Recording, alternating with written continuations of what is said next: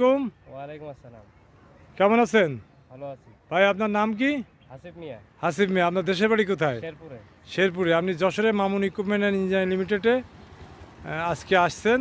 জি তো for lift শিখতে না? আপনি ফর লিফট গাড়ির উপরে বসে আছে দেখছি। তো আপনি এই কাজটা শিখতে আসছেন আমাদের এখানে। জি। তো আসলে কতটুকু শিখছেন প্রথম দিনে আপনি? আলহামদুলিল্লাহ একটা ভালোই শিখছি। আপনি কি গাড়ি চালাইতে পারবেন? জি ইনশাল্লাহ। আপনি কি স্টার্ট দিয়ে আমাদেরকে একটু চালানো দেখান তো। জি দিচ্ছি।